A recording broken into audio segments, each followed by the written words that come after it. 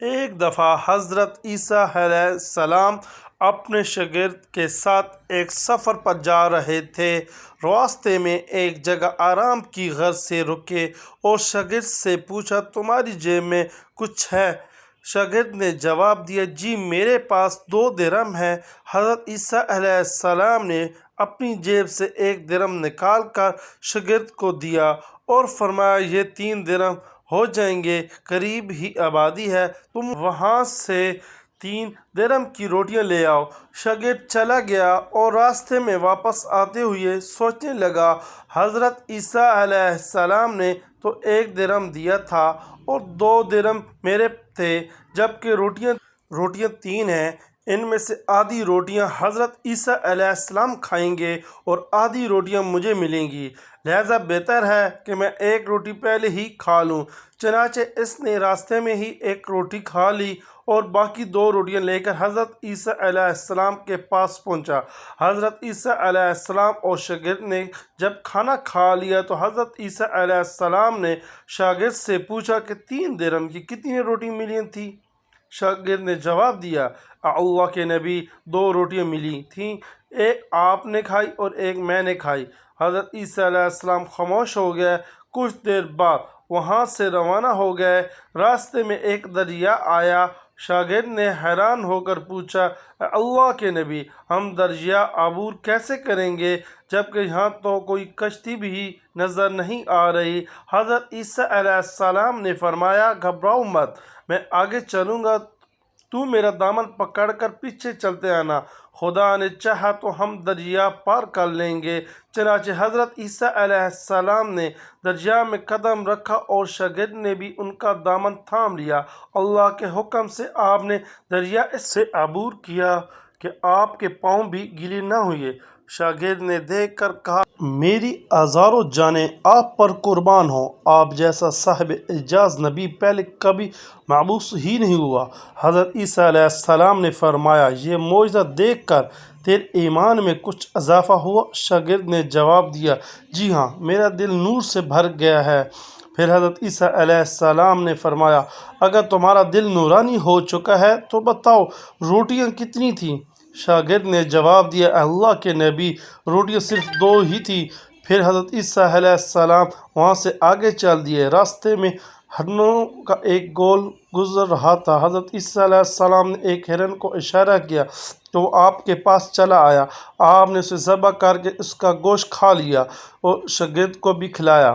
جب دونوں گوشت کھا چکے تو حضرت عیسیٰ علیہ السلام نے اس کی کھال پر ٹھوکر مار کر کہا، اللہ کے حکم سے زندہ ہو جا۔ ہرن زندہ ہو گیا اور واپس دوسرے ہرنوں سے جا ملا۔ شاگرد یہ معجزہ دیکھ کر حیران ہو گیا اور کہنے لگا، اللہ کا شکر ہے کہ جس نے مجھے آپ جیسا نبی اور استاد عطا فرمایا۔ حضرت عیسیٰ علیہ السلام نے فرمایا، یہ معجزہ دیکھ کر تمہارے ایمان میں کچھ اضافہ ہوا؟ شاگرد نے کہا، اللہ کے نبی، میرا ایمان پہلے سے دگنا ہو چکا ہے۔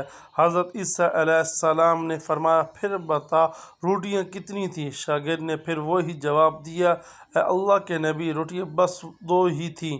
عیسیٰ علیہ السلام پھر آگے کی طرف چل پڑے۔ ایک جگہ پر قیام کیا تو دیکھتے ہیں کہ ایک پہاڑی کے دامن میں سونے کی 3 اینٹیں پڑی ہیں۔ حضرت عیسیٰ علیہ السلام نے فرمایا، 1 اینٹ میری ہے اور 1 اینٹ تمہاری ہے اور تیسری اینٹ اس آدمی کی ہے جس نے تیسری روٹی کھائی تھی۔ یہ سن کر شاگرد شرمندگی سے بولا، تیسری روٹی میں نے کھائی تھی۔ حضرت عیسیٰ علیہ السلام نے اس لالچی شاگرد کو چھوڑ دیا اور جاتے ہوئے فرمایا، 3 اینٹیں تم لے جاؤ، اور یہ کہہ کر عیسیٰ علیہ السلام وہاں سے روانہ ہو گئے۔ اب لالچی شاگرد اینٹوں کے پاس بیٹھ کر یہ سوچنے لگا، انہیں کیسے گھر لے جائے۔ اسی دوران کچھ ڈاکوؤں کا وہاں سے گزر ہوا۔ انہوں نے جب دیکھا کہ ایک شخص کے پاس سونے کی 3 اینٹیں ہیں تو انہوں نے اسے قتل کر دیا اور آپس میں کہنے لگے کہ اینٹیں 3 ہیں اور ہم بھی 3 ہیں، لہذا ہر ایک شخص کے حصے میں 1 اینٹ آئے گی۔